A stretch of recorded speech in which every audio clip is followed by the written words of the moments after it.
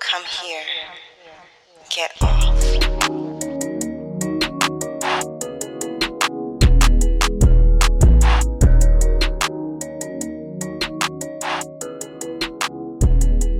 Our guest today is Sondi Warner, pronouns she and her. Sondi writes LGBTQ plus polyamorous romance under the pen name Lesser Known One. When this cis lesbian writer isn't shipping triads, she enjoys playing video games, critiquing internet pics of other people's gumbo, and spending family time with her life partner and 4 kids. Sondi, we're so glad that you're here with us today. Thanks for coming through. Thank you for having me. It's a pleasure. Kenrya just read your official bio. I feel a little judged because I am a someone from St. Louis that loves to make gumbo. I will never post it for people like you. But tell us in just regular ass words what you do. what I do is I basically use my platform of writing to share diverse narratives so that people can get exposure to different forms of relationships, polyamorous relationships, consensual non-monogamy, and I also like to place an emphasis on LGBTQ plus characters because I think that it builds empathy when someone is able to stand in the shoes of someone else and to kind of see, well, this isn't too different. This isn't too unbelievable. So I write queer polyamorous romance so that I can share those diverse narratives as kind of a form of creative activism. Hmm. Wow. So, what's your writer origin story? Like, did you always know you were a writer? Were you the 6-year-old writing stories on the back of Yes. everything? Yes, I was. I was in the second grade. I was about 7 years old, actually. And my second grade teacher came up with this competition. She's like, hey, I want everyone in class to write this story. And I did. She entered it into a regional writing contest, and I won first place. And then I went on to win first place Oh, every year for the next 5 years. And so winning definitely made me feel like, okay, yeah, this is what I'm supposed to do. wow. I'm a writer. I'm the writer of my parish. And clearly, I was a precocious kid, but I was also full of myself. I kid you not. It took growing up, becoming an adult, getting into the world of ghostwriting to realize, well, maybe I'm not quite a writer yet, but I'm going to be.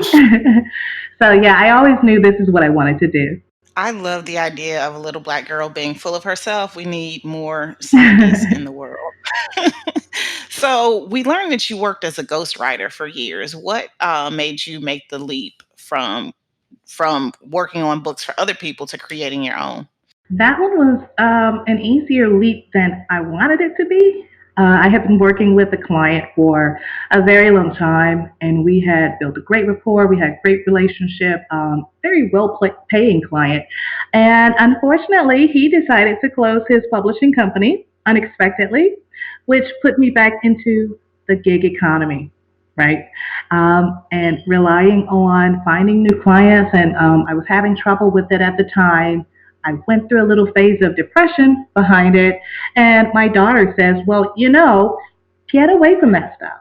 Get away from the sales figures, the marketing, chasing behind clients and writing to someone else's specifications. If this is what you love doing, do this thing. And it may sound like I'm making this up, but I kid you not. My 14-year-old is probably a 23-year-old trapped in a 14-year-old's body. And so she sat me down with like Ava DuVernay's TED Talks, and she's like, watch this. And she's like, listen to what she's saying. If this is what you want to do it because you love it. Don't do it because you have to do it. Don't do it because it's a job. And that really kind of sparked it. It made me feel like there is something else that I can be doing with this. It can still be my career, but for now, I can embrace just writing for myself, just writing for leisure, even if it doesn't necessarily go anywhere. And I think I found the most success when I kind of got away from that model of this is my job, I clock in, I write, I turn this into a client. Mm, And I got into the mode of this is what I love to do. I get up and I write, and then I post it and I share it with people and I see how they like it. wow. Look at that I baby was changing about to your life in say all the that full of ways. herself 6-year-old later on went to birth an amazing 14-year-old. Like, geez, that is so dope. So you kind of touched on this a little bit towards the end of that last answer. But the book we read last week, Lead Me Astray, was published in a non-traditional way. So why did you make that choice? And can you tell us a little bit more about that process? Yes. So As I pointed out, my daughter told me, hey, do this thing because you love it. And at the time, she was a huge fan of this platform called Wattpad. And I had heard about Wattpad. It's been around for forever, but I really thought of it as this place for teenagers to spew their hormonal stories. But when I saw how much she was on there and enjoying it, and I knew what her interests and tastes were, which weren't really kind of the traditional teenager tastes, I was like, well, let me see what this is. And I decided to follow her advice and post my stories onto the Wattpad platform. So, to clarify what Wattpad actually is, it is a story sharing platform where anyone can write and post their story for others to read. But in the past 3 to 5 years, they've kind of expanded their role into a talent agency. And so Oh, you see movies like After, you see shows like Light as a Feather on Hulu. These are things that kind of started at Wattpad that kind of got an international market and expanded. They became much bigger than just a story on a free writer's platform. And so, yeah, by me posting Lead Me Astray onto Wattpad, it actually ended up becoming really beneficial for me. It opened up a lot of opportunities for me. It was non traditional, um, but I think that the publishing industry is evolving in such a way that you're going to see a lot more authors coming out with a different way of doing things and finding success with that. that's awesome. So where did the inspiration for this story come from? We opened this call with me gushing about how unique and layered this story was, but where did the inspiration come from? Well, when I sat down and it was really rapid fire, I wish that there was a way to fully put you in that moment. But if you can imagine a woman walking around her living room just kind of in this angsty period of what am I going to do? I'm a writer. I don't feel like I'm sharing my work. I don't feel like I'm getting the exposure that I need. I don't feel like it's going anywhere. And then if you can imagine someone saying, hey, sit down. If this is what you like to do, just do the thing, right? It transitions so quickly from there to me grabbing a notebook and jotting down ideas and saying, okay, if I was going to read this book, what type of character would I want to see? And I wanted to see a character like me, like my daughters. I wanted to see someone who wasn't a generic African American character. I wanted to see someone who was a black girl in her own space, a space of success, a space of aspirations. And I wanted to see what would happen if she encountered all of these trials and tribulations that had to make her stronger? Because obviously, that's all of our life stories. It doesn't matter what your background is. Ari Edison is the daughter of a celebrity, but she still has her hardships. And so the inspiration for her and the rest of the characters was really just kind of looking at my life and saying, what do I want to see? What type of story do I need to tell myself to get out of this moment? You know? So my next question was going to be which one of the characters you most identify with. So I think what I'll just ask now is why, because you just told us. Yeah, I actually identify with each of the main characters. There are three. We've got Ari, Miss, and Zir. She wants to live her best life. But if I had to say who I related to the most, you would have to take different character traits from each of them. Because let's be clear, Ari Edison's character is to me this kid who is just going and getting it, just doing it, following all the rules, making all these smart choices, and then something unfortunate happens to her. I was kind of like Ari's sister Haley. I was the one who was, when I was younger, I was the one who was like, I want to sneak into the parties. I want to hop in the car, with strangers. I want to do all the wild things. And it was my sister who was like Ari in terms of just her temperament. She was like, no, Sondi, you can't lean out over a high rise to take pictures because it's dangerous. But in terms of the other characters from Ari, I take kind of that desire to live her best life. From Haley, I take that devil may care attitude. And from Miss has this kind of mysterious, enigmatic type of feel. I am just as much of a loner as Miss. I very rarely leave my house, and so the whole time I was writing that character, they really kind of reflected my own desire to be in this bubble, to close myself off from the world, because the emotions of the world can sometimes be so overwhelming. And from there, he's a total workaholic, and I think that I probably am a bit of a workaholic too. So a little bit from everybody, definitely. Love it.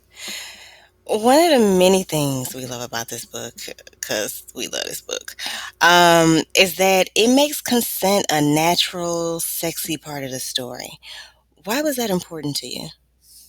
At the end of the day, what I've seen happening in pop culture is just an awareness that consent is a necessary part of relationships, of sex, of every interaction. If I go in to hug you, I'm going to ask you first. Is it okay if I hug you? And the reason it was important for me is because I want to take this next generation of young readers. I wrote this book really kind of geared toward older Gen Z readers. And I want it to be normal and sexy. I don't want them to think, okay, this is the awkward moment where I have to say whether or not I consent. I want it to be like, you know what?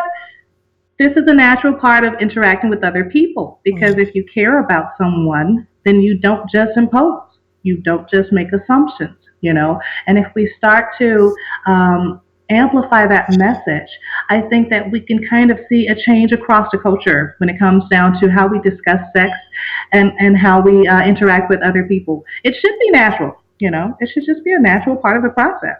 Mhm. Absolutely. If readers can take just one thing away with them after they read Lead Me Astray, what would you want that to be? The most important aspect of the story to me is that sometimes you can do everything right, you can make all the smart decisions, and things can still go drastically wrong. Mm, But that the caveat is you go through these things, it's not a test to um, stop you or to bring you down, but it's kind of a test to prepare you for the next level. And if readers can take in Ari, Miss, and Zir's story and kind of walk away from it thinking, they went through a lot of stuff, but in the end, they were able to accomplish their goals. Ari was able to live her best life. Miss was able to figure out that they deserved love. Zir was able to understand that if you care about someone, it can't be all work and, you guys got to understand I'm working. And if readers come away from the story understanding that you're going to go through something, but you're going to be okay, that would really make me happy. Because I said to you before that when I sat down to write this book, I asked myself, what is it? What is the story I need to hear right now? What story is it? What's going to speak to me and take me out of this dark moment that I'm in because I'm not working. I'm not doing the thing that I love. I'm not receiving the accolades that I want at this point in my life. The story wrote itself. And the message that I needed to hear was that you're going to go through this thing, but you're going to be okay. You're going to come out okay. So I hope that that's what readers take away from it. awesome. So, what are you reading right now? Right now, I'm so glad you asked me that. Okay, so one of the things is, as a Wattpad writer, I'm also a Wattpad star, and that's just basically means I'm part of their digital talent roster, and so I spend a lot of time reading trad published books Mm, and indie published books, but I also spend a lot of time reading those books by the up and coming authors on Wattpad. And there is this fantastic series by this author on Wattpad named Graham Bauer, and it's the Earthshine series, basically chronicling. It's kind of got a sci-fi feel to it, but you should get deeper into it before you get to the sci-fi part. But it's chronicling the lives of these two characters who find out that they have this special ability to I guess transcend. I guess that's the best word for it. And the book opens up with fantastic writing. The characters are beautiful and believable. It takes you to places. It's a travel type of book. We hmm. get to go to India. We go through France. We go through Europe. I'm enjoying that book quite a bit. It's called Earthshine. It's on Wattpad, and that is by Graham Bowers. Thanks. We always like a good book recommendation, so we appreciate that. And then our last question is, what's next for you? What's next for me?